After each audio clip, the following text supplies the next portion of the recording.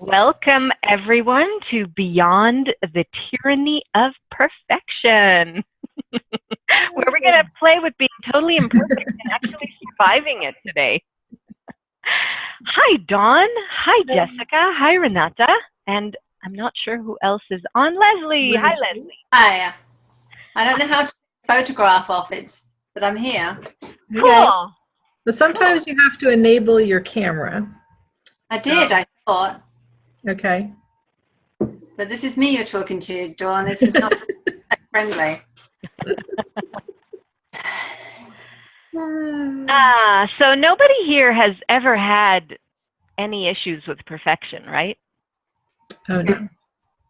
I wonder, how old were you guys when you first realized that you had to get something right to get approval? I would say fairly young, because most of us, I would say, end up, that's how you get treats, that's how you get fed, that's how you get to go out and play. You know, you have to clean your room. It has to look just the way mom wants it. You have to get good grades at school. So essentially you become a perfect people pleaser. Exactly. And some of us get to be so really good at that we never step out of that role. That becomes our primary focus in life, is pleasing everyone. And what does that do for the rest of your life? It doesn't allow you to be you. It allows you to be what you think everyone else wants you to be. Yeah, yeah. Living from a sense of, what's going to get me the reaction? What's going to make me get that gold star on my hand or on my paper or wherever it is, to get that high five from the teacher or the coach, and to prove that we're that good girl. So perfection. What does it bring up for people? Does it feel light and yummy and juicy and tingly all over, or does it kind of twist your insides in a knot? Anybody else have any input out there? This is your class, guys. I'm happy to have this with Dawn as well. Go through. But if you guys I don't remember since I went being perfectionist. I remember my bedroom and my sister's bedroom, and we were the opposite. But I don't remember nobody telling me, organize or do this or do that. I'm born like that. So I have a question. I'm born like that. I got better of that perfectionism in 1998. No, in 1988, that when I had a car accident, and I depend completely of everybody. I couldn't use my arm, my hands, my legs, or anything. And I was like, oh my God, how my bedroom it's gonna be now that it's. And I knew that you can find anything in my bedroom where I can tell you, you need this, this next to this, behind that. So I got better of being perfectionist. And I married a husband that is organized at all. So I started letting go because it was too much for me, having everything perfect. So I'm much better a perfectionist. Still, I'm fixed. I put everything straight. I still have that in my mind. It's my wires. Well, what if there isn't a wrongness with that? What if creating in an organized space is something that gives you a sense of space and a sense of ease when you're creating? Some people love to create from chaos, and some people love to create from a sense of organization. The difference is when you make that organization or that need for everything to be perfect and color-coded and exactly so, when it stops you from creating. when you're so busy getting it organized or getting those dishes put away or setting everything up, or I'm a mom of 2 fairly young kids, fairly young, I guess, sort of. The youngest is 9. So they set up the game, especially my son. He'll spend 45 minutes setting up. What are the characters going to say? What is it that they're going to do? How is it going to be played out? He spends his entire game is in the setup, and then we don't ever get to play. So how often are we living in the setup and not in the creation of the joy and the fun and the wonder of what we could have as our living? Or as the actualization of actually doing it. Well, it takes me forever, you know, to leave my house set up in the morning and start doing something. Yeah. That's why I never do what I wanted to do. So everywhere you are a slave to your perfection, to your, as Dawn chose the symbol of the, you know, the grass. Perfect. I just want to wake up and just jump in my room, my craft room, and start creating my cards and doing what I want to, or getting my computer and no, I have to straighten everything, and then it's 10. Oh, now I have to, you know, all the morning. I lost all the morning. Look, 2 hours, 3 hours organizing the beds and everything, and you know, everything needs to be perfect. Why cannot wake up and go to the room and let it go? So I wonder, what would it take for you to just get up and start an imperfectly messy creation? Yeah. What is it that stops you? What's my thought. in your head? My thought.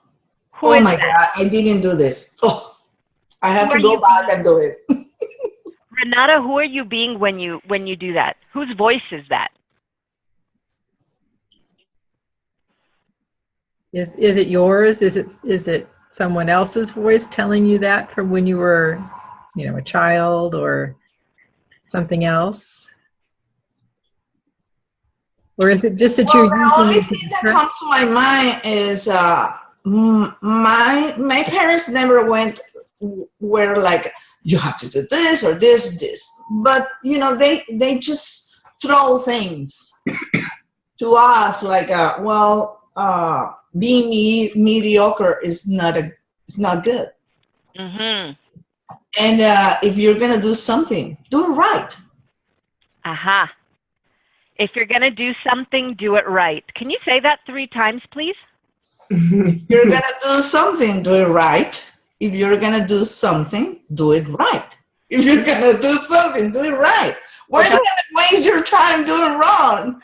Do it right. All the SHICU implants and explants that are holding that in place, and all the oaths, vows, fealties, communities, allegiances, alliances, all the belongings that you've ever bought into, to allow yourself to be implanted and explanted with that. Will you please revoke, recant, rescind, reclaim, renounce, denounce, destroy, and uncreate at all times a godzillion? Yeah. Yes. Right, wrong, good, bad, all 9, POC, POD, shorts, boys, and beyonds. Ow, my eyes blink. Right, wrong, good, bad, all 9, POC, POD, shorts, boys, and beyonds. Whatever that is, and whatever that stuff that's kind of left over with it, all that glop and glom and anything else that may be sticking you there, and sticking the rest of us there. On 3, have you guys ever thrown energy on 3? Yes, do you guys know what that is? Okay, so essentially you put your hands out in the air and, you know, like, ooh, I always say to my kids, you put your hands in the air like you just don't care. No, you just put your hands in the air, and we're going to be gathering energy. I mean, essentially just gathering energy. You can begin to perceive it in your hands. And on the count of 3, we're going to throw it to change whatever that situation is, wherever you've locked yourself up, or whatever the situation is that you'd like to contribute to. We call these energetic contributions. And the 1, 2, 3 is to change the current situation. So, a la 1, a la 2, y a las 3. Oh, see, even my dog liked that one. Oh, run out. Wow. Wow. Okay. And you And can for do that those, to let go of anything and anywhere that you get stuck. And even my throat is opening up far more now. See, these things are yummy. and for those of you who are wondering what a Shiku implant is, Oh, yes. it has to do with, because I imagine some of you haven't had that, the Shiku implants deal with things that are cliches, like I'm sick of this, money doesn't grow on trees, it has to be perfect or don't do it, that sort of thing. And Shiku stands for secret, hidden, invisible, covert, unseen, unsaid, unacknowledged, and undisclosed. And it's when we create those cliches and they become kind of a dropout phrase so that they're insignificant and we think that we don't have to do anything with them because they're not important. But it's creating that limitation for us. And it's all sorts of things, it's the places where we're looping back and forth on those sort of things and where we have these secret, hidden, covert agendas and that sort of stuff that are keeping those in place. And they can be, for something that people just totally discount, they're extremely powerful.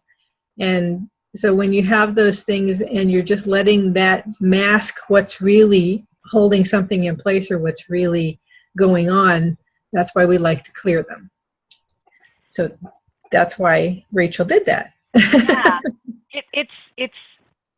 It's not being you. It's a program that's in there and you don't even realize when you're not being you. And yeah, that dropout phrase is where you're dropping out your living by saying something and not even recognizing how strong of a program it is inside of you. So yeah, those Shiku implants and explants, they pack a punch. An implant is where have you guys all had the bars class? No. Yeah? Okay. So remember this part behind your ears, the implant band? Okay. That's where all that stuff is stored. It's everything that you have aligned and agreed with, or you've resisted and reacted to it and said, no, that can't be true for me. In some way, you've made it true and real for you. You've solidified it and you've made it be your part of your life. And when you solidify it and you're implanted by it, it's a lie. It's somebody else's point of view. It's an invention. It's not really you, but you've taken it in as the way to create your life. So the implants are actually in your body. Explants are in energetic bodies that you have. And that's just to kind of get them all. I said all the Shiku implants and explants. So whatever may be out in any of the energetic bodies that's holding that in place might as well be a little bit perfect there. And so what they do then is they create these limitations. So once you align and agree with it or resist and react to it, that's creating a limitation in your life so that you can't get beyond it or around it or under it or over it or whatever method that you have of getting beyond it, thus beyond the tyranny of perfection. And it's all those distractions and things, like you said, you're distracted by cleaning. So or organizing. It's not that organizing. And I was doing that this morning too. It's like, okay, I started out, I was doing all these things, and suddenly I got distracted by the fact that my phone said it was running out of memory. So then an hour later, I came back to the things that I had originally planned to do this morning, which had nothing to do with my phone. I will say that most likely you have more of a capacity than many other people simply by looking at these tools, playing with these things, asking these questions. Most likely you are some of the people on the planet that tend to judge themselves more and receive the judgment from everyone else around the world and, direct it to themselves and think, that you're the worst thing on the planet and you're the one who gets distracted most. We call those humanoids. Please be quiet. Thank you. Well, otherwise I'm going to have to mute me. Hurry help. She was so quiet yesterday too. I think we knocked her out in Spanish. Anyway, it's really it's really, really interesting how humanoids, there's two different kinds of people on the planet. This you delve into in the foundation class, which I highly, highly recommend. I know Dawn facilitates foundation. I do too.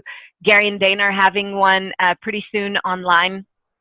I don't recommend that at all. One of the topics they get into is the type of people we have on the planet. And one of the things to really get, if you're on this kind of call, if you've gone into the Access Consciousness website at all, if you've looked at these things and started looking at, okay, well, what's wrong with me? Why is it that this is happening in my life? Most likely, you're the kind of person we call a humanoid. You look like a human being. You look like a human, yeah.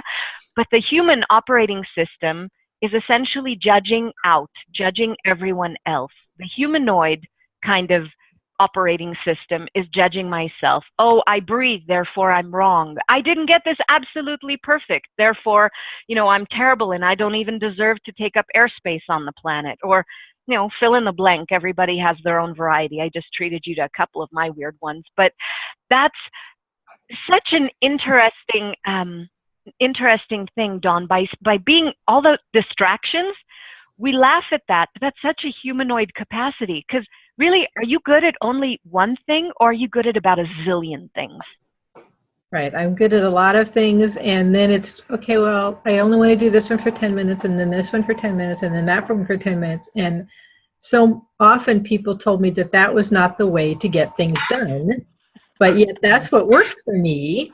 So everywhere that I bought into that was the wrong way to do it. Yeah. And every place, not that any of you would have done that, by the way, but every place that all of us bought into that, we now destroy and uncreate it all and return it to sender with consciousness attached. Yes. Right and wrong, good, bad, pock and pod, all nine, shorts, boys, and beyond. And it takes so much energy to make ourselves wrong with these things, because you have to make sure that you keep that wrongness in place, because that's what you bought into, and that's how you've judged yourself all your life, and you have to keep proving that you're wrong by continuing to do the things that everybody says are wrong. Well, because you're trying to become what's considered normal, which, you know, jokingly we say the only thing that's normal is a setting on a washing machine, I think. Something like that. Yeah. But we're trying to become so normal. So where have you defined yourself? Where have you limited and confined yourself into normal that, if you'd let it go, would change everything in your life and living? How abnormal, how ridiculous, how joyful, how irreverent are you willing to be? And anything that doesn't allow you to do that, you destroy and uncreate it all. Oh, yes. Right, wrong, good, bad, POD, all nine shorts, boys, and beyonds. Wow. It's like sacrilege. It's the sacrilege of, no, but this is what I was told. I too was taught by my parents, you make your bed, you get everything just right. When I was a kid, I would, you know, tuck myself into bed and pull up all the blankets, you know, right there on top, and get everything tucked in exactly right, and have the stuffed animals just so, or I couldn't go to sleep. And sometimes I never got that from my parents, but I marry a man that is like that. I was completely unreasonable my whole life. You were completely what? I live my life like completely free of everything. No fear, nothing. I was so, until I married this guy. I'm in love with him, but he's something that I don't know. I don't get why it has to be that way if I was so free. And he always had the excuse that in this country everything has to be this way or that way. And everywhere that you're making yourself fit into that and trying to force yourself to be that, to fit in and to get approval and validation, would you now destroy and uncreate all that? Yes. Cool. Right, Return it wrong, to good. sender. Not just Lots of convinced. shorts, boys, and beyonds. Return it to sender with that 1, 2, 3. Great. And every place that you projected that into the future to make that your life forever and ever, we're going to do a 4 to get the futures and destroy that. 3 would be now. 4 is your Here's the future. future. 1, 1, 2, 3, 4. Ooh, yummy. So everywhere you've made yourself below anybody else's plans or ideals for the way life should be lived. Will you destroy and uncreate all of that times a godzillion? And rather than trying to understand or to figure out whatever it is that they choose or whatever it is that they do or whatever their logic is, would you be willing to let go of all those incarcerations, incarnations, and inculcations and breathe and trust yourself? Yes. Yes. Oh, anything that doesn't allow that, right and wrong, good and bad, pock and pod, all 9, shorts, boys, and beyond. And everywhere that you're still trying to figure out why you bought into it and why you're still doing it and why you're hanging on to it and why, would you destroy and uncreate all that and release yourself from it finally? Yes. Right, wrong, good, bad, pod, pock, all 9, shorts, boys, and beyond. It's like a dog chasing a tail trying to figure anything out. You know, just running in circles. And so we make such a whirlwind and spend so much energy and expend our energy and our time and our resources and our capacities in chasing our tail that we don't ever stop and even take a nap in the sunshine or, you know, go out and enjoy a romp in the woods or whatever it is that we like to do. So everywhere that's your modus operandi in life, we destroy and uncreate. Yes. Right, wrong, good, bad. I miss that. You know, I miss that. Beyonds. I miss that freedom. You know. Yeah. Wow. And so everywhere that you're not willing to move forward into anything else until you have all of the perfection accomplished in the morning, whatever it is, would you now destroy and uncreate all that and let it go? Yes. Right, wrong, good, bad, pod, all 9, shorts, boys, and beyonds.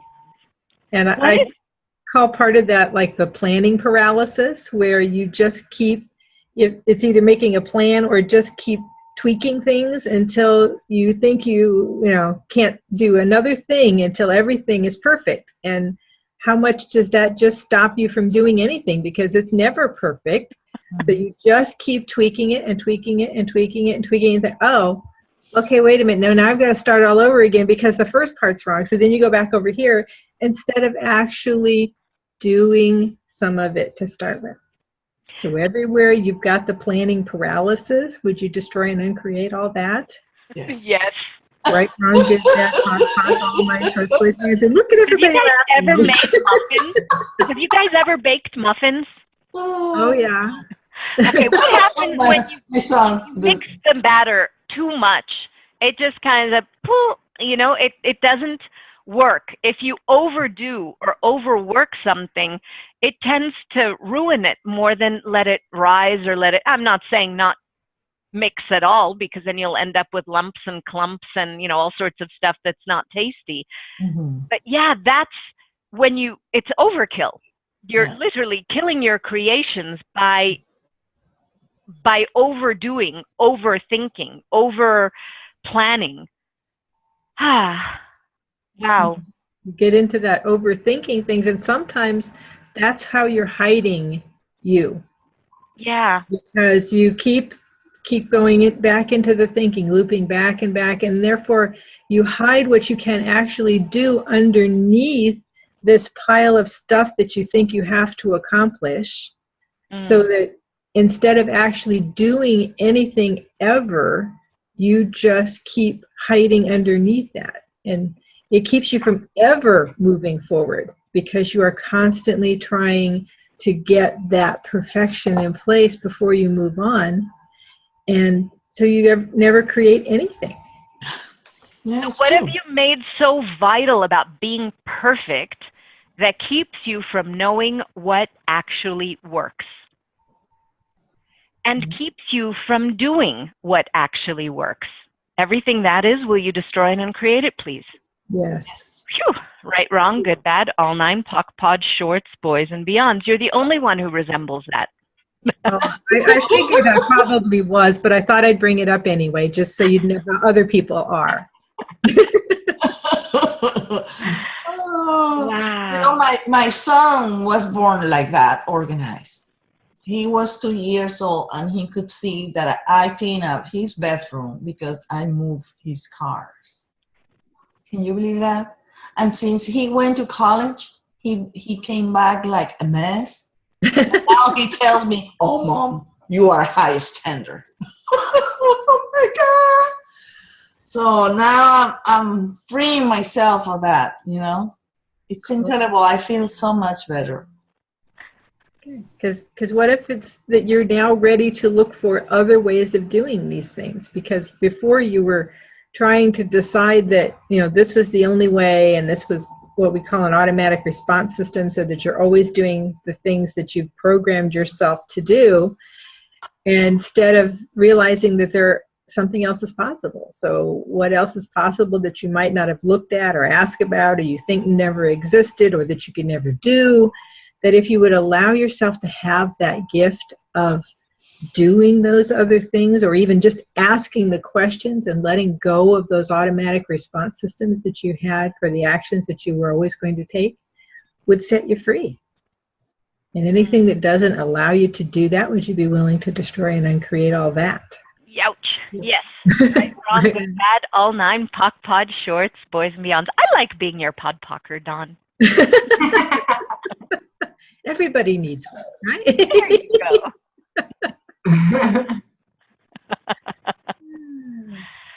So I was wondering, where is it that we've chosen to hide, or how often have we chosen to hide ourselves in that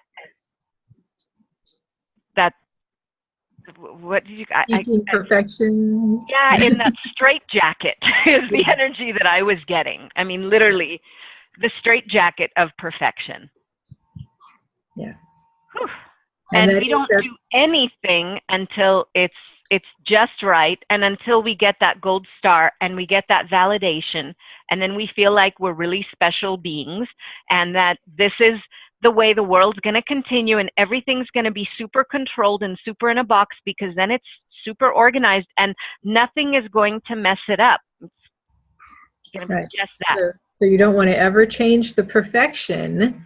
And how much do you realize that cuts off your awareness and of anything else that exists that doesn't match that? So what if there's so much out there that you're not noticing because it doesn't fit your view of perfection? Yeah. I was thinking this morning when my husband and I took this trip, and we just went and did whatever. You know, other times we'd had things planned out, and this time we just did whatever. And we did so many things that we would have never considered doing, just by being open to the idea that there was something beyond the plan. Yeah. So if you're not willing to look beyond your plan, how much are you actually missing? Yeah. Somebody's laughing. It's like this. It reminds me, my husband and I were planning a road trip to Massachusetts from Florida, so it was a long drive. So I went to Google Maps and I printed a binder, and it was like, okay, we're going to drive 8 hours, and we're going to do this, and then we're going to get lunch for 30 minutes, and then we're going to drive 12 more hours. And I had this like binder with pages and pages of Google Maps, and I spent hours making this trip because I wanted to get everything in possible that was on this drive for 1,500 miles. And my husband looked at the binder, and I got in the car, and I'm ready to go. And he took the binder and he threw it out the window. And he goes, "We're not using that. We're on vacation." And I flipped out. I was like, "Give me my book." What are we going to do? I don't have a map. And It's my Bible. he goes, "You have 1,500 miles to relax and talk to me and stop paying attention to the map." Yeah. Wow. Cool. Yeah. You have a good time. Yeah. And we had fun. Yeah, see? And Yeah. you would have never thought it if, because you thought that the only way to do it was your binder. Yeah, I had to plan it and have everything lined up and a time and this, and he was like, no. Cool. That's cool. Congratulations. That plan, that binder is like what we call a projected future. You have an idea or an expectation of this is the way things should work out, right? Yep. And it's that stuff that we lock up. So when we did that 1, 2, 3, 4, you can do that in the car with your husband for the next trip too. That 1, 2, 3, 4 actually destroys wherever we've in the past decided that that is what the future should look like. And I think there's a cross, because I've spent so much time with like the law of attraction and visualization, and it's like, okay, so you're supposed to sit there and think about exactly how you want it, and then focus on that like endlessly for hours, and then eventually magically it's going to show up and appear. And then when it shows up in a different way, even though it showed up, you're feeling flatlined and disappointed because it wasn't what you spent hours detailing on this vision board of like cutting 1,000 magazines.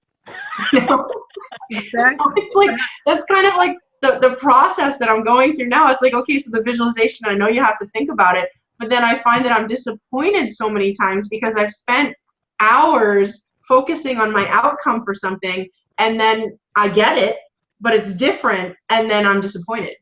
Right. You think that you failed because it didn't show up exactly the way you thought it would. And sometimes people even go to the lengths of discounting that it showed up at all. Yeah. Because it doesn't match exactly what they had. Yep. So every place that you have discounted what you created and what you actually had come into your life because it didn't match every detail of the way you'd planned it out, would you destroy and uncreate all that? Because it wasn't perfect. Yes, it wasn't perfect.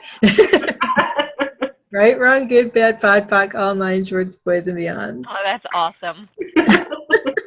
When my son was little, we did baby sign language with him. And when he was about a year and a tiny bit, we had several languages. There were people speaking Spanish around him, people speaking Hebrew, people speaking English. And usually in that kind of a situation, kids begin to speak later. So what my husband and I would do, my husband would speak in English, I would speak in Hebrew, and we would put a sign to whatever word. Oh, you want milk? Okay. Or halav. And we would say the word and use the same sign so he would have the connection. Well, at some point, I took a baby signing class, and I got that babies approximate. Okay? They approximate. They don't say, like if they're going to actually speak and say the word ball, it takes them a while to enunciate ball. So for a while it comes out as ba or, whatever. Well, he was approximating. He showed, this was the sign for stars. He showed something different that was actually socks, similar, not far from where he had stars on his wall, but I didn't get it because I was expecting the sign to be perfect. I was expecting an adult sign out of a kid. And so I wasn't willing to receive that the kid was trying to communicate with me. Cute, not bright. The moment I acknowledged that he was actually communicating, he burst into, within like a week, he had 80 signs that I could recognize, and we could communicate with more ease because I acknowledged that that was what he was communicating. I acknowledged, for example, the change, even if it doesn't look like what I think it, quote unquote, should look like. It's not perfect, but it is what it is. And so one of my favorite questions is asking, is this a change I've been looking for showing up in a way that's totally different? And more often than not, it is. It is. So I say, thank you so much. And what'll it take to have clarity and ease with all of this and have some fun? And cool, what else can we create? Right. How does it get any better than that? I'd say with the vision boards, have you done any of the creation exercises in Access, Jessica, or? No, I'm fairly new. I just took the bars class, and then I've been listening to the podcast. Cool, very cool. So creation in Access is not done from visualization. In visualization, there's this sense of having a solid product, whether it's the ring or the refrigerator or the BMW or the guy or the relationship or whatever it is. What if it's more about the energy that your life would be when it encompasses, like, how would you feel when you're in a phenomenal home or driving a car that's actually fun for you? Would your molecules be dancing? Would you be just thrilled to be playing with the cards that you're creating? Like Renata was saying, she still hadn't started her cards. That, how would you feel when you're in that creative process? What is it? And feeling is it's not exactly the correct word. It's that energy that we're going to be in that space. But for the sake of making it a little more cognitive, it's how would you feel? What would it be like? That's the energy that we step into. And Dawn has a phenomenal energy ball meditation that she does. So I'm going to see, either you want to do it on the call, or maybe you want to, we can do a real quick version of it on the call. Cool. And it's what we talk about, getting the energy of what that thing will be like, rather than saying what it would look like or feel like. We say get the energy of it, but feeling is probably the closest approximation to non-access terminology. And so get something that you would like to have in your life, get the idea of that. And we're going to go ahead and briefly go through this, is kind of get the idea of it.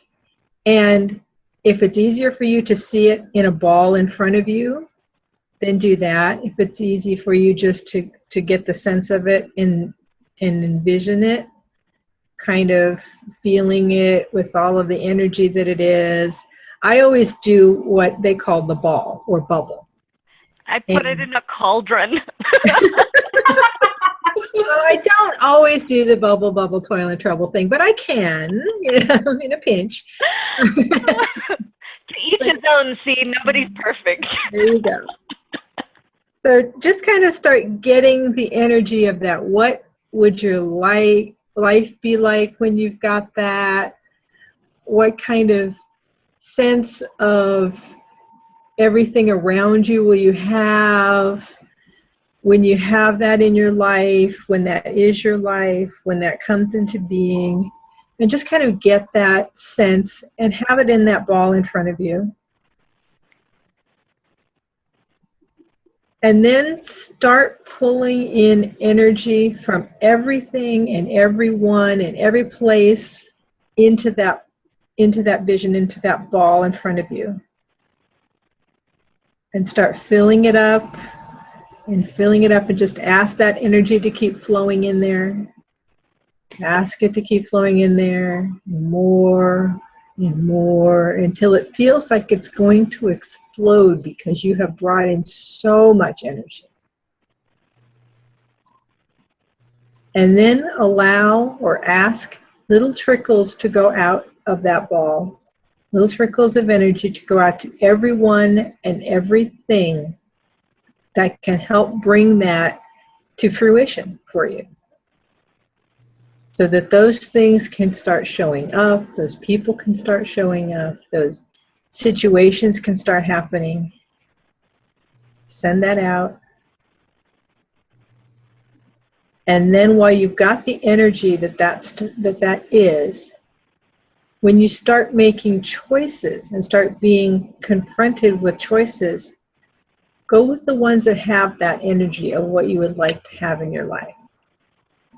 Those are the things that will help bring you to that thing, to bring that into fruition. And thank it. And there you go. Because again, gratitude is a huge, huge part of it. It's being grateful for the things that show up when they show up. Yeah. So I'll send everybody that recording if you don't already have it. And you can use this on anything. You can use it on the entire life situation. You can use it when you're creating a class or a book or painting or creating cards or whatever, so that you can bring those things to fruition and invite the things to show up that will help bring it to you, that will help it show up. It invites. That's Invite. the difference. The energy of the vision board and the energy of the controlling it and having it be that perfect little box, that perfect little structure, that takes a tiny bit of energy, heaps of energy, or megatons of energy. Megatons. Yeah. Yeah. And so how can you have energy for the rest of your life and living when you spend so much time trying to control the perfect outcome? So everything that brings up or lets down, can we just try to right, wrong, good, bad, all nine, pod, shorts, boys, and beyond. So this concept, this inviting, this is like a pulling the thread, simply by just being yourself, being this energy and being this invitation for anything and everything that you would love to have in your life, to have your life be like, have that energy joining you, essentially. You're literally inviting it to the party of your life. Okay? And it's not from, you've got to show up, it's got to be exactly like this, and if you don't show up with the perfect hors d'oeuvres in the way that I said, then you can't come to my party. No, it's this, hey, hi, want to play? If you ever listen to Dr. Dane, he often speaks about that energy of just, hi. And it's just, hi. Hey, here we are. How cool. And it can be like that with money. It can be like that with the way you be in your body, with your business, with creation of all sorts of things, as Dawn was mentioning. And it is a total invitation.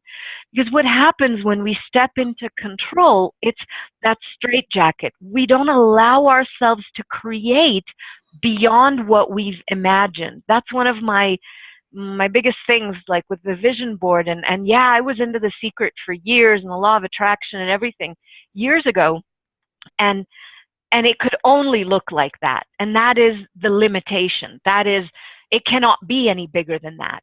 So one of the ways that imagination itself, just because it's what we've already had in our heads, is a limitation. Because really there's so much more possible.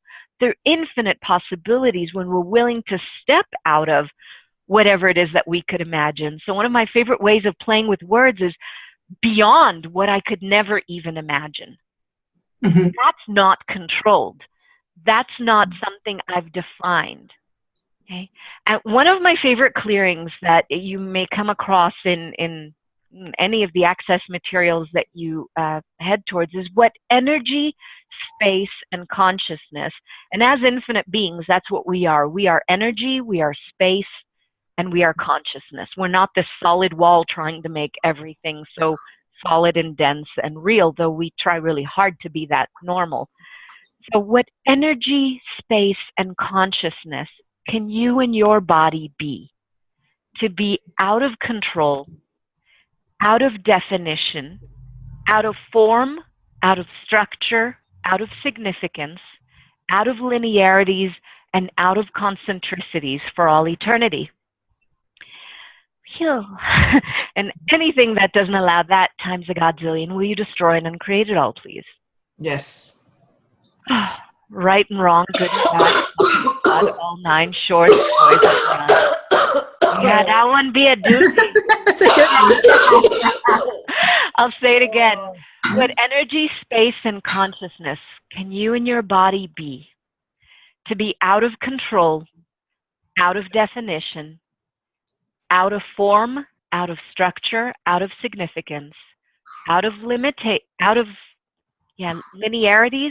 and out of concentricities for all eternity.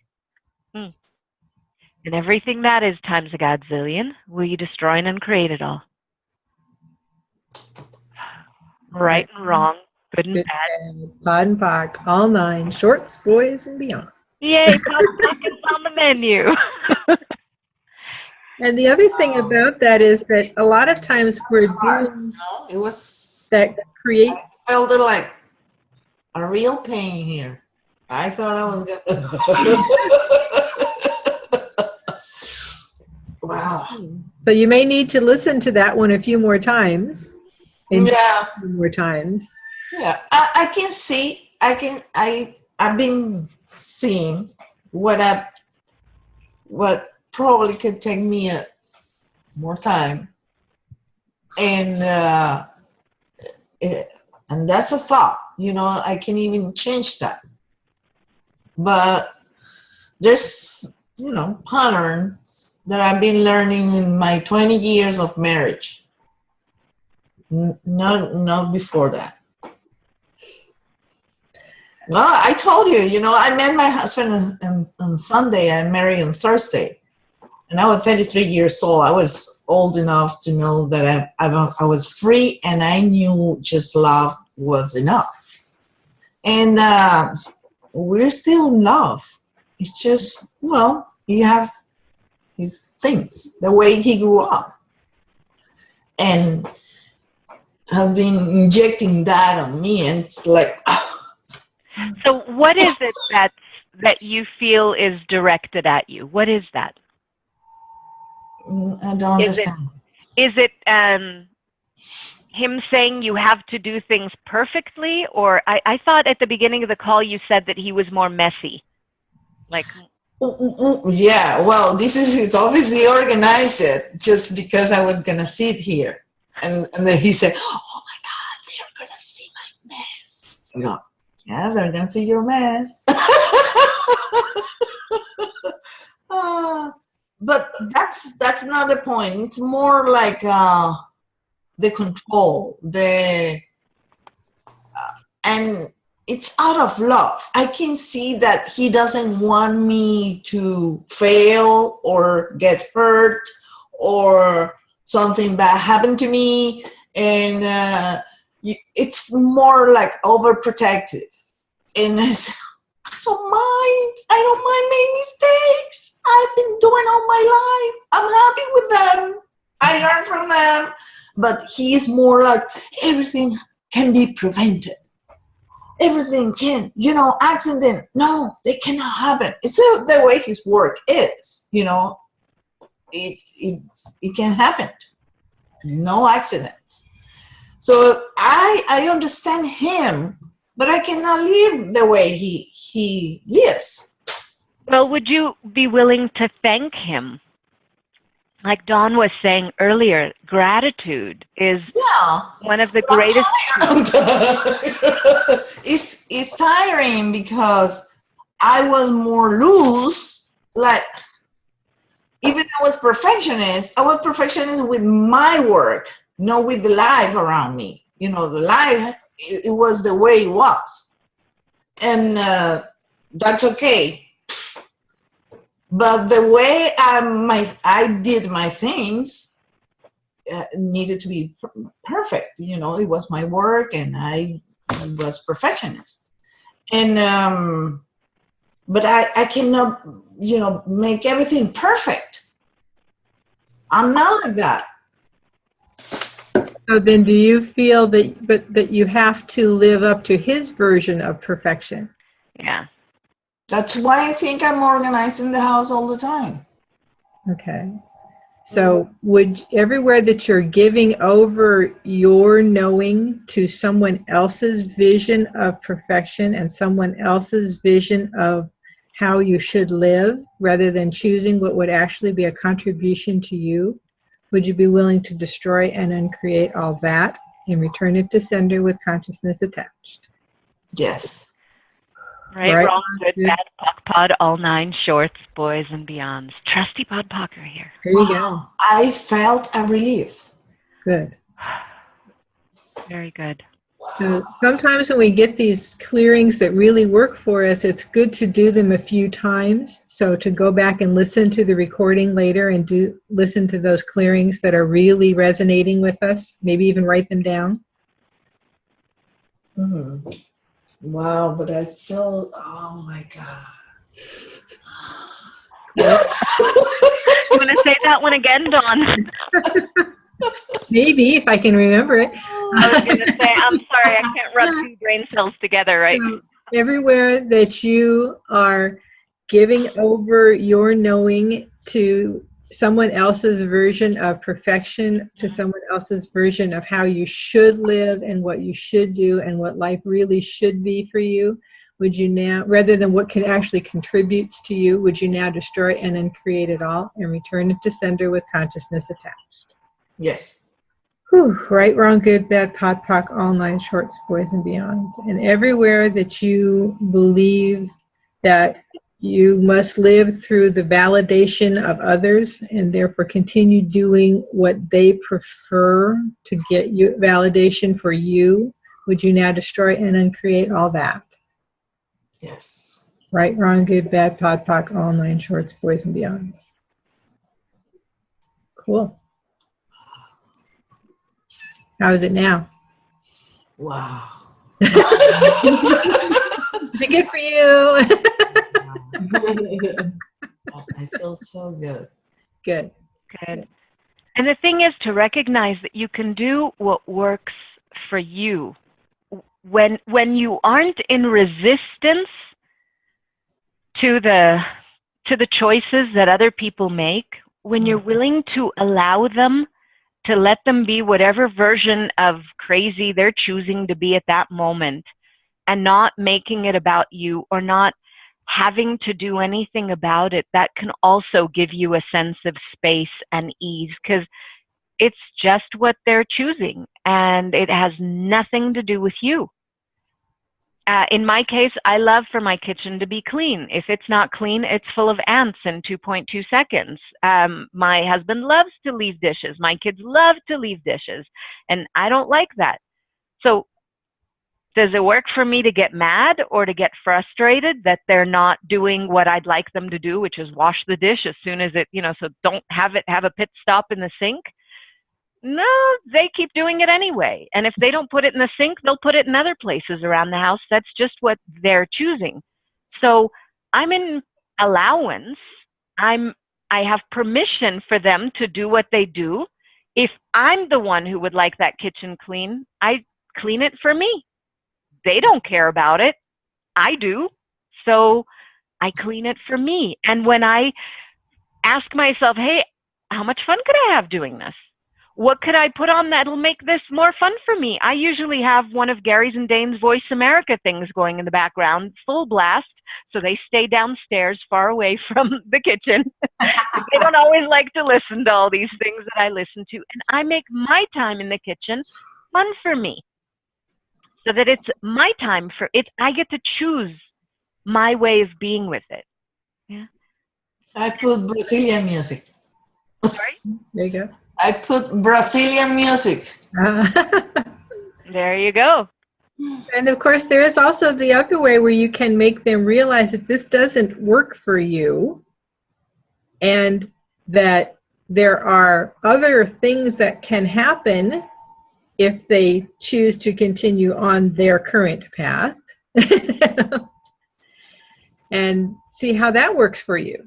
Because sometimes that helps too. It's like, okay, maybe you don't want to do this, but if you don't, then all these other things will happen.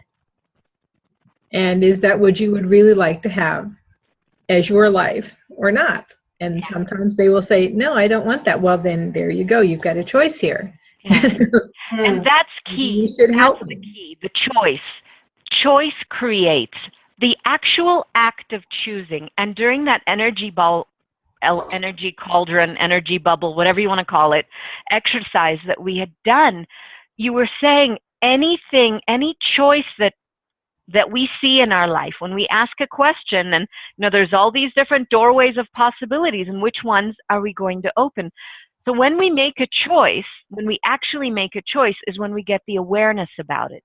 And when it doesn't show up before we choose, hence choice creates. Choice is what gives you the awareness. So when we choose something and we get the awareness that this is going to create more, we can keep choosing that, or we can say, this doesn't work for me, and choose something else. So that ability to recognize that what works for you, that choice, is such a sense of freedom, because in any situation you could choose from a minimum of 360 degrees. If you're looking at things in a spherical way, there's so many different options. We could, you know, be the victims. We could be the manipulators. We could be the bitches. We could be the really soft-spoken person. We could cry and get our way. We have so many different tools to get whatever it is that we desire in life.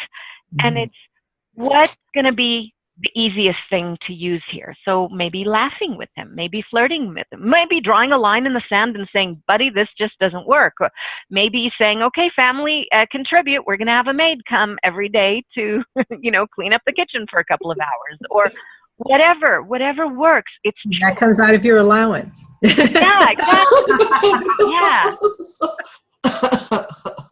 And that's having allowance. That's having allowance for you as well as for them, rather than trying to force a situation to be a perfect, ideal, this is the only way that it can be.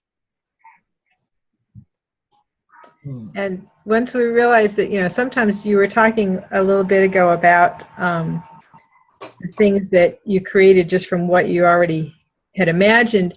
The other part of that is about creating from only what you've done in the past. Yes. And a lot of people, that's how they, you know, this is the way we've always done it. This has always worked for me in the past. This is the way we have to continue doing it, or this is the only way that I know to do it, instead of asking questions. And there was a really cool clearing that Dane had a while back about then projecting all of your past into the future. Yeah. Which we talked about. So all the projected futures that you have that are limited to the present and will limit your future, that came from your past and came from a past that you don't have anymore, will you destroy and uncreate it all? Yes. Right, wrong, good, bad, pod, poc, all nine shorts, boys, and beyond. No, you're bringing that with the kitchen and all that. And it was interesting because my mom, you know, has a diagnosis of OCD and ADHD and all this stuff, and you were talking about your son setting up the thing and it takes him 45 minutes. You know, I joke with my mom because I used to set up my Barbie doll wedding, and it took me hours to get the dress, and I would make the dress and make the little tiny flowers and set everything up and do this whole wedding thing. And I'd get up to go to the bathroom and I'd come back and my mom would have it all cleaned up and be vacuuming. So like my Barbie literally never got married because I never got to the ceremony part, no matter how many times that I tried with all of that. And so I kind of, in my child's mind, I called my mom the cleaning witch. and I would visualize her with a hat and her broom, and she would come in and just be the cleaning witch who would like mess up everything and be really grumpy and yell at everybody because we were making messes.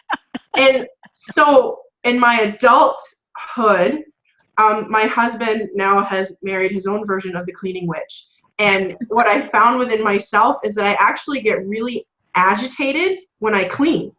Like when I see a mess or I see something, it actually physically, I get this knot like right in my stomach. Like I have to clean that. Who left that there? Why didn't somebody clean it? Even if I made the mess and I see the mess, I still have like this cleaning witch thing. And then I found myself the other day yelling at everybody because I was sweeping the floor. So like what you're saying with all of that, from the past to the present to the letting go and recognizing, you know, and I'm sitting there and I realize that I'm yelling at my 6-year-old because he wants to play with the broom while I'm sweeping, and the baby's crying, and my husband is looking at me like a deer in the headlights, like, why are you being insane about cleaning? And I'm just like, oh my God, I'm the cleaning witch. I have become the cleaning witch, and this is not good. Well, we have this thing in Access called biomimetic mimicry. And that's where you take on what other people had, like maybe your mother's cleaning witch. And then we I know comes from my grandmother. Yeah. And my great-grandmother. It was all the same, all the way down the line. So everywhere that you are biomimetically mimicking the cleaning witch mentality of all the females or anyone else in your life, would you now destroy and uncreate all that? Right, wrong, good, bad, pod, poc, all nine shorts, boys, and beyonds.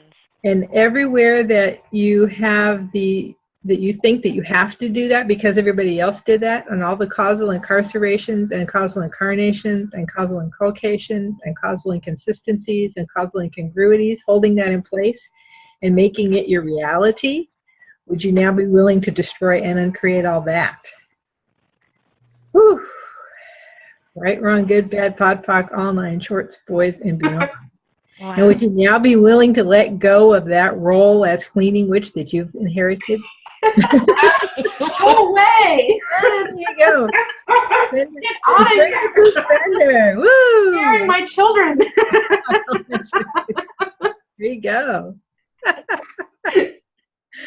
So And what if you could be the Mary Poppins? Have you ever watched Mary Poppins? Just a spoonful of sugar and the medicine goes down. She had a different way of creating where the play itself was Annabeth, where the play was part of the creation. You know, the play was part of whatever it is they were doing. So what if the cleaning isn't an ending? What if the cleaning is a continuation of creation? What if it's a contribution to your life rather than ending all your hopes and dreams? Gotcha. Yeah, I mean, it shouldn't be such a burden. And what if you could involve, like Mary Poppins involved everybody in it by making it a game? Yeah. So what if you could do that with your kids, because as the younger you can get them to do that, the more they're likely to continue it on. Well, I did that. Like, I'll put on a song and be like, okay, we have to go as fast as we can until the song ends. And then we'll run around crazy and clean everything up and throw. And, like, he thinks that's fun. That's how we clean his room. There you go. Do you still feel like the witch when you do that? No. Yeah. But there's, like, this, in the past, it was this, like, I caught myself the other day, like, rah, rah, and I was like, what am I doing? So everywhere, when that comes up, then say, let me return that to sender. And yeah. Am I hanging on to this, who am I being when I'm doing this? And it's now ready to destroy and uncreate all that. Pod and pocket all. Go away. And you can actually play with it and have even more fun. You can get a witch's hat and put a little sign in the front that says the cleaning witch. And if you're into bad words, you could write, the cleaning bit if you feel like it. Mm-hmm. And, just really like play. You can like really go all out, put on the, the hat that has the little wig that comes out, maybe wear some striped stockings and just really get into the fun of it.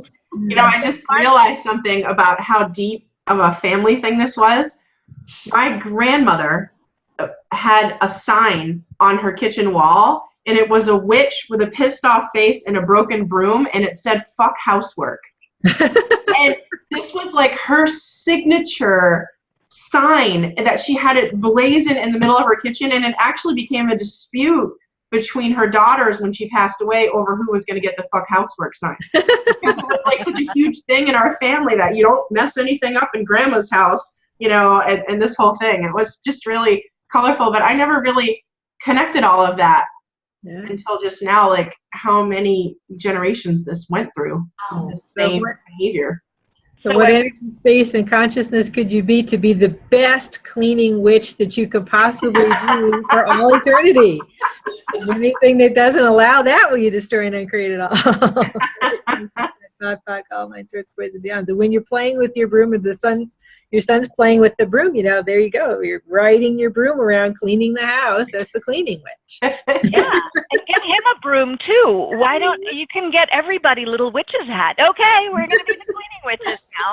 Have fun with it, and then because when we do this biomimetic mimicry, and when we try to buy into the way we see everything created around us to fit into the family that we've chosen, it's like it's their legacy that we have to hold on to. So all the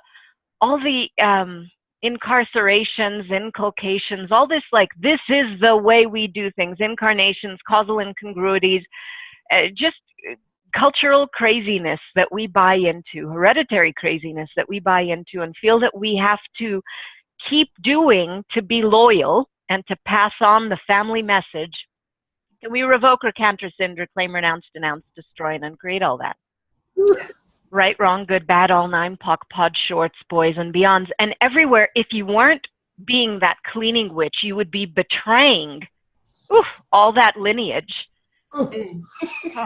Will you revoke, recant, rescind, reclaim, renounce, denounce, destroy, and uncreate all that too? Right, wrong, good, bad, all nine, pock, pod, shorts, boys, and beyonds.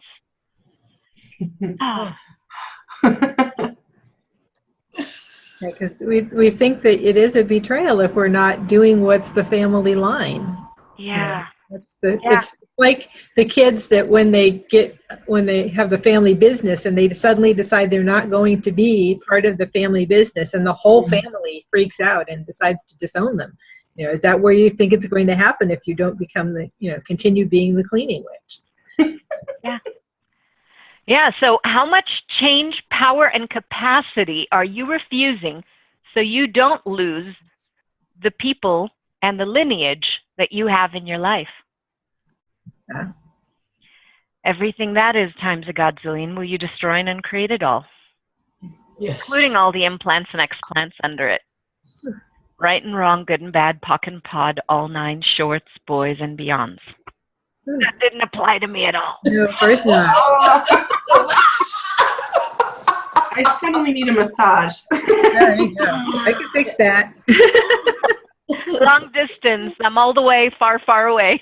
Oh. And then we also pick up on all those projections and things that everybody else has about you being the cleaning witch, whether they're good or bad or whatever judgment you have of it. So all the projections, expectations, separations, rejections, conclusions, incarceration, stability points, connection points that you have that are affecting you in any way from yourself or anyone else, involving being the cleaning witch or any other role that the family wants you to take on, would you now destroy and uncreate all that?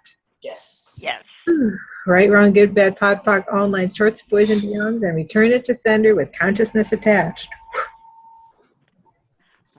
Yes, cool. Right, wrong, good, bad, all nine, pock, pod, shorts, boys, and beyonds.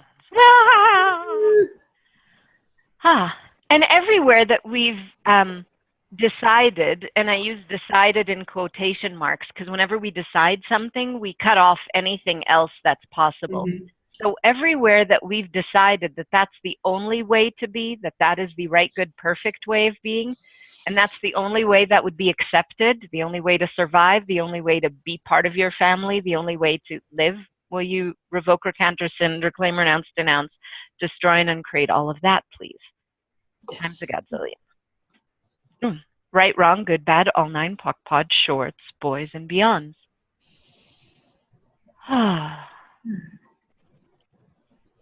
Wow.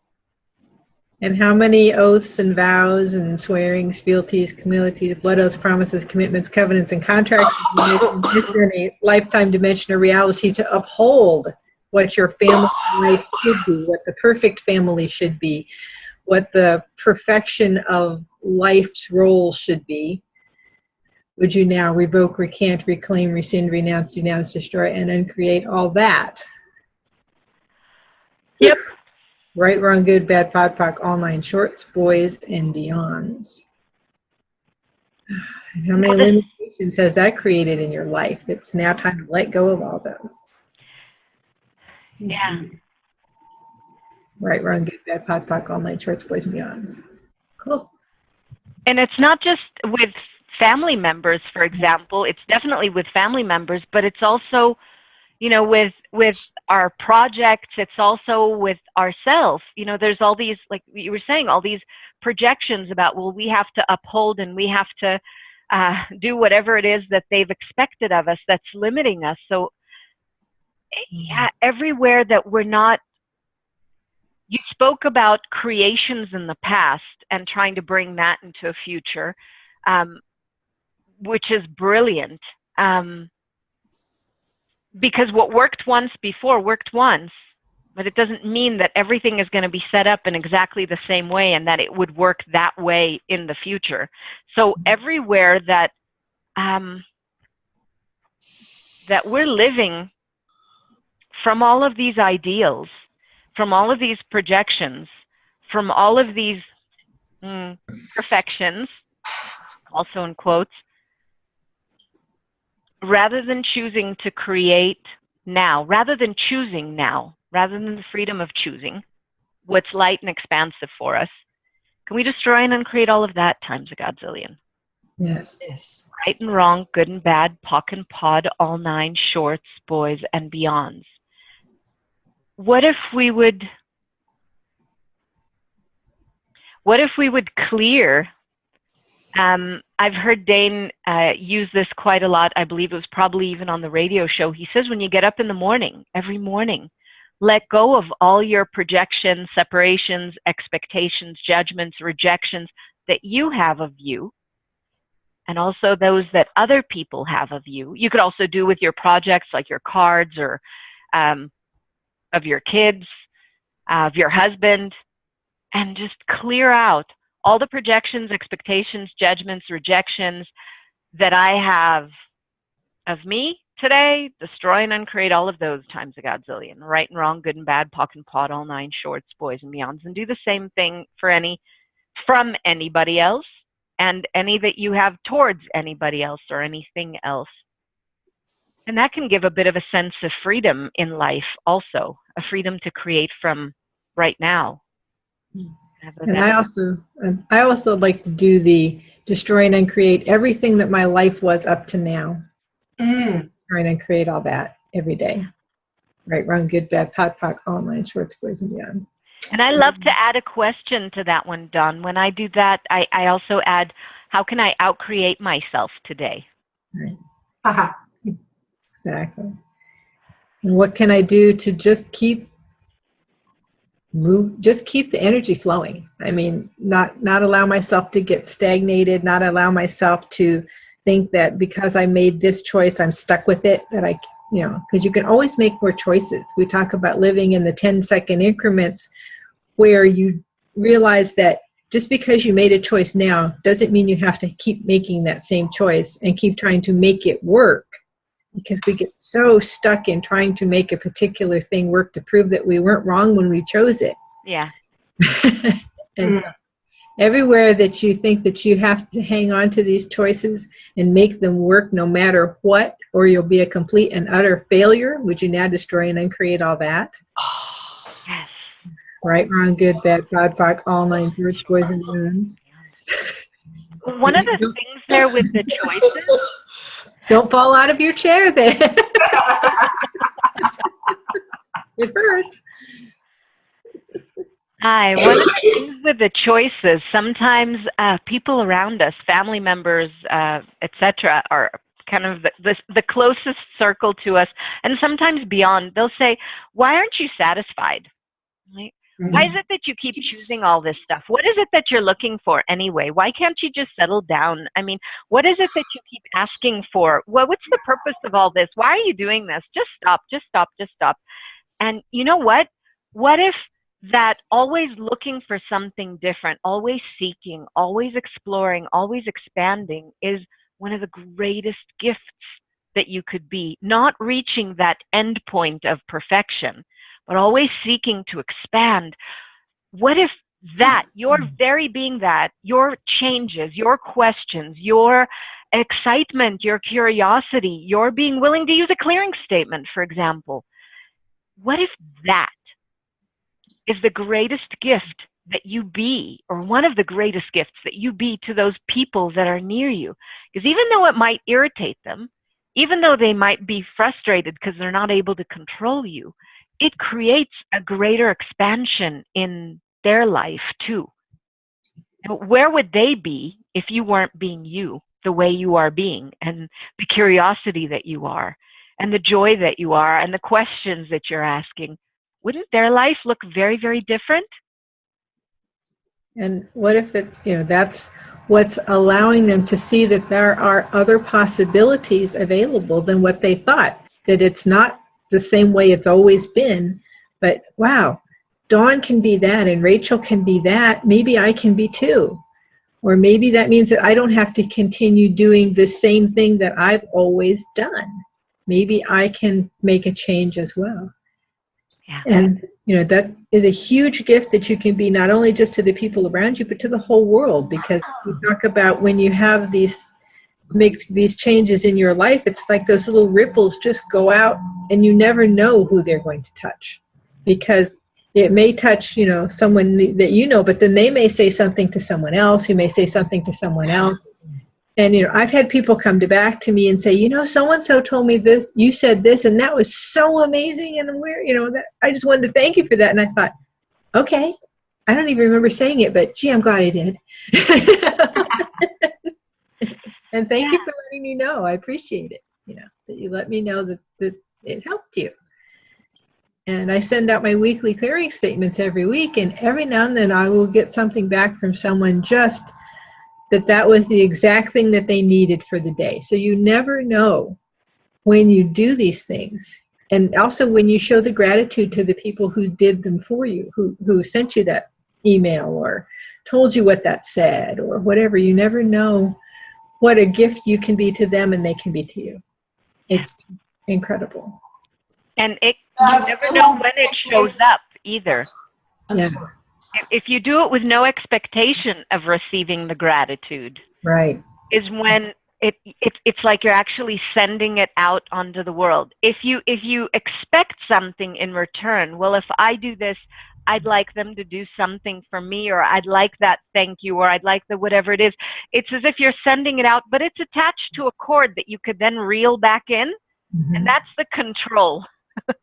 So this is about letting go and being willing to be yourself and being willing to have yourself show up different and have things show up different than you'd ever expect or imagine. And that very thing that you may get judged for by people who are close to you because you're choosing so much is the very invitation for them, is one of the invitations. That discomfort, it's like there's that story of the princess sleeping on the 20 mattresses, but to know the true princess, there was a little pea underneath and she could feel it underneath 20 mattresses.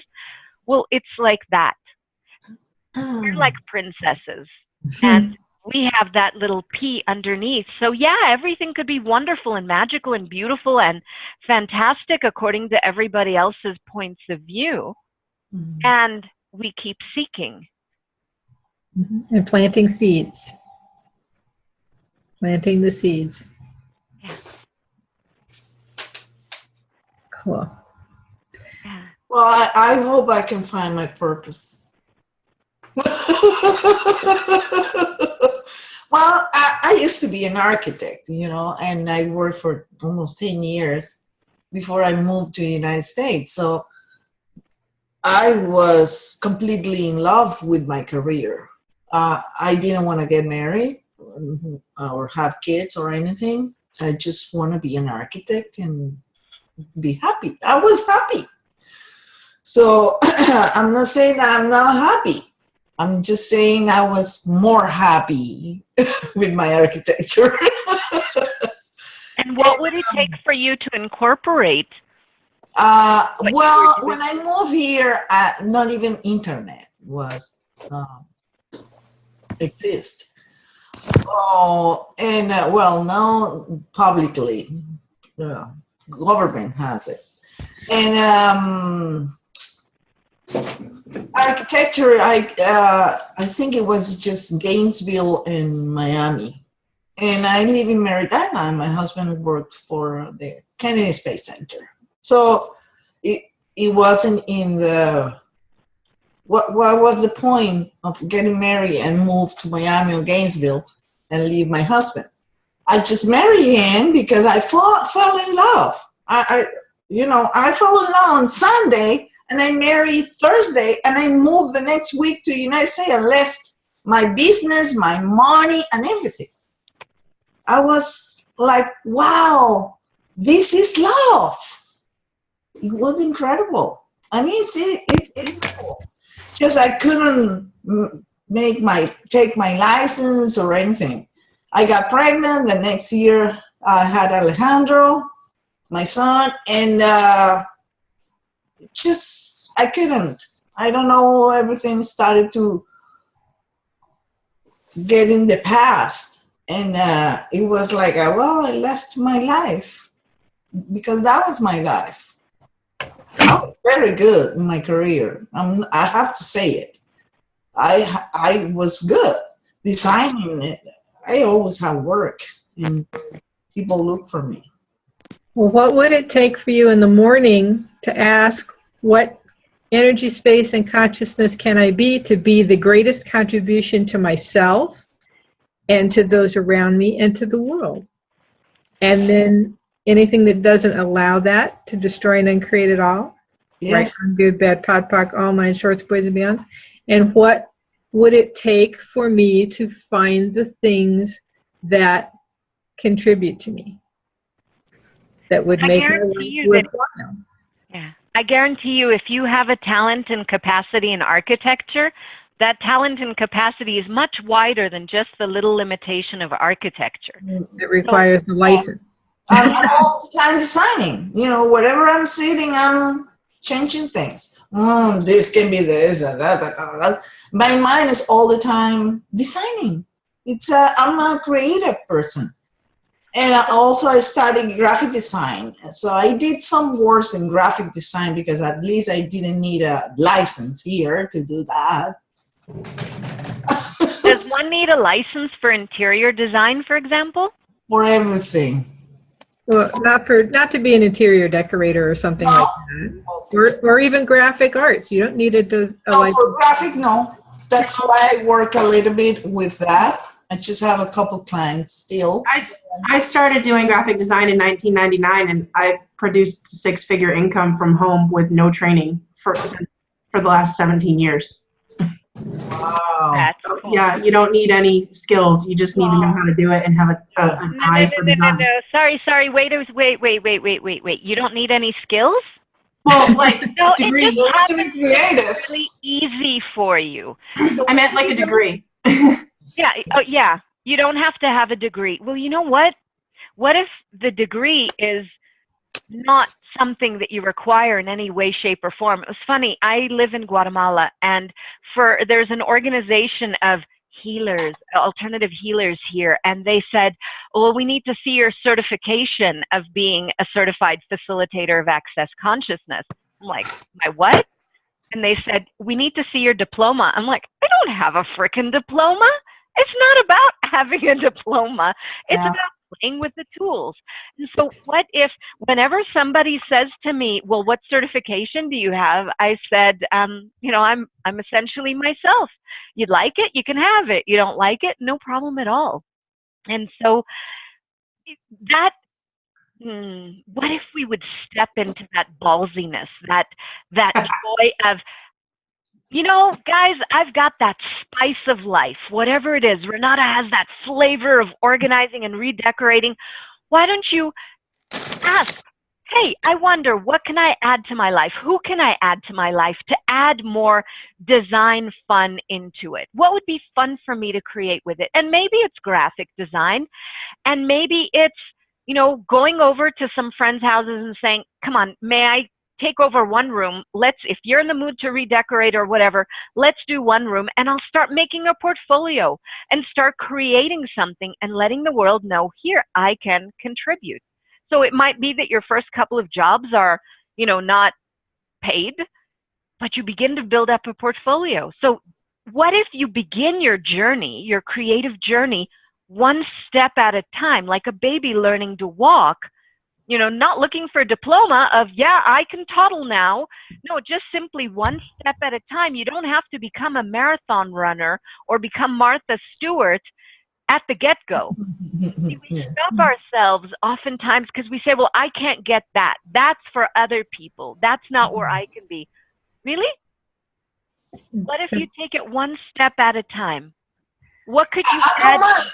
It's when I moved here, I didn't mind. I even brought all my stuff to start like making models.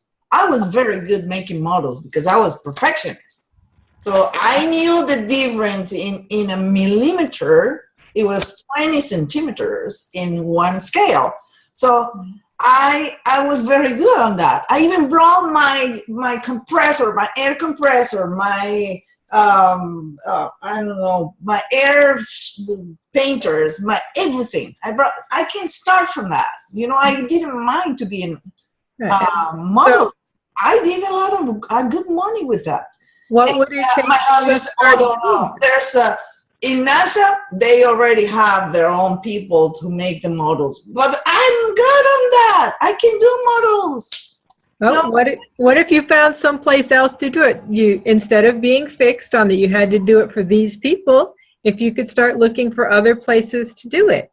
We talked a little bit about, when you were here a few days ago, the fact that you like to make cards, that you could have a class over at Michael's, or you could have one at the library, or something like that, so that you start using the things that make you happy, the skills that make you happy, and then let that just keep branching out and expanding your life.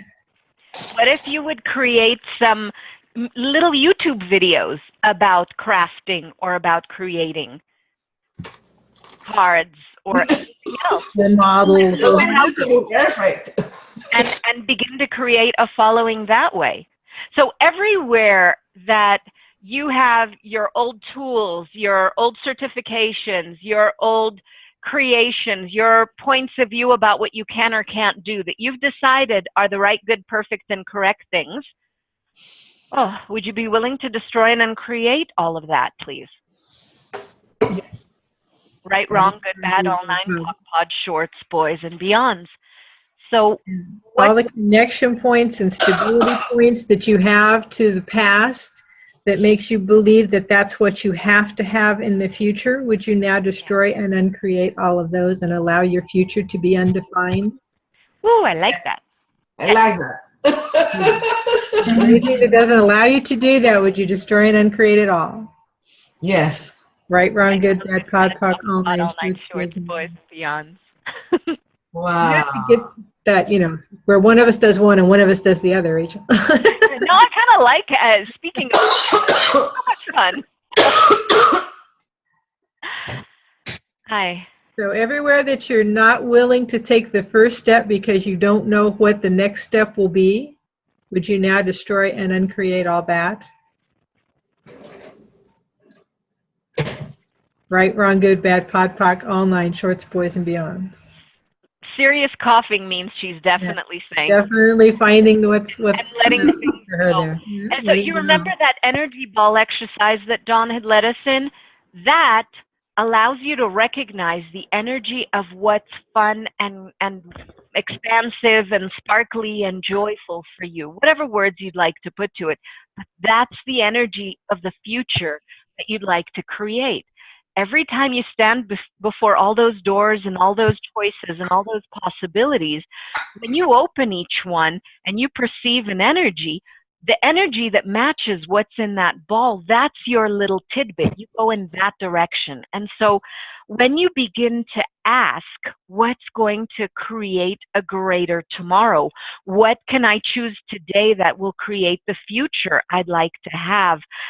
What's going to be fun for me? What if our purpose on this planet is to actually freaking enjoy ourselves?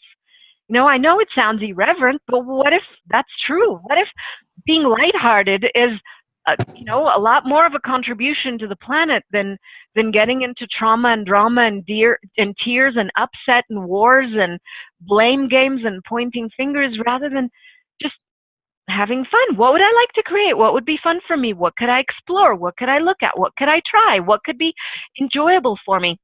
And so with every choice that matches that energy of the future we'd like to create, it's like having a little light up. I don't know if any of you guys saw the movie Brave. I don't know why I'm going to movies in my head, but you would follow these twinkling little lights. Hey, you've seen Brave, Jessica.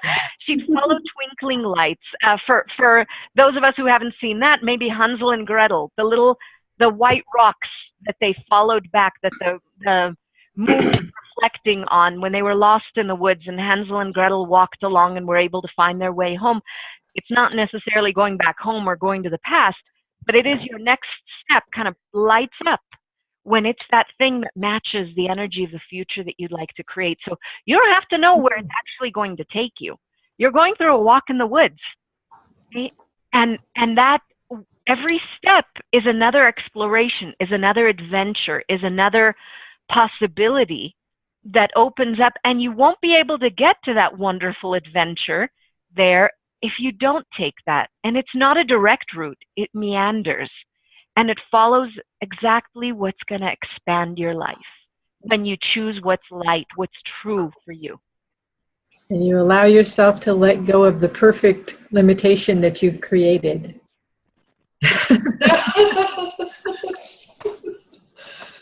Yes. Yeah.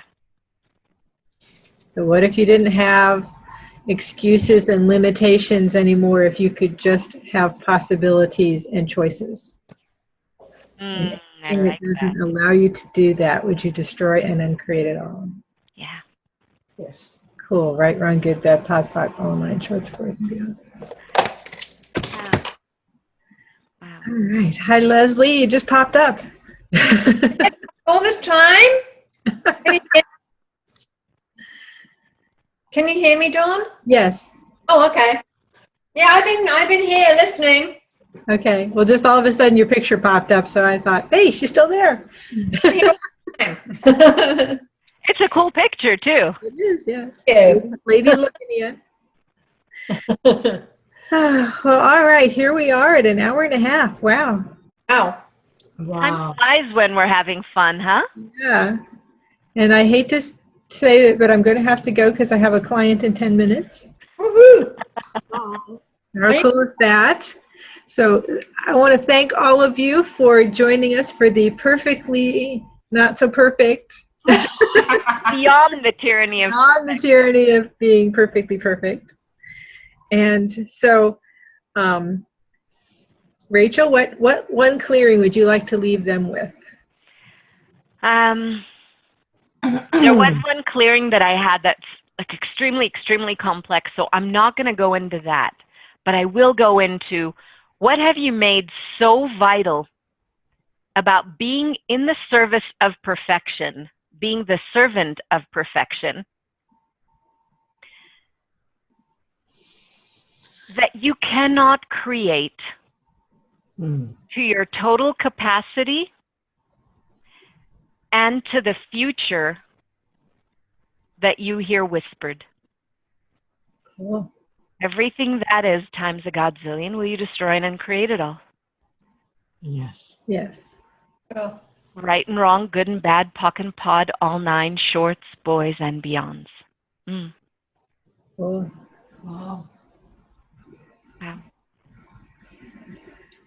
And I would like to leave you with, what have you up to now considered to be impossible and inconceivable for you, that if you would allow the possibilities of it to come into your life, would create so many more possibilities and choices than you ever thought possible? And anything that doesn't allow you to have that now, would you destroy and uncreate it all? Oh, yes. Right, wrong, good, bad, pod, poc, all nine, shorts, boys, and beyonds.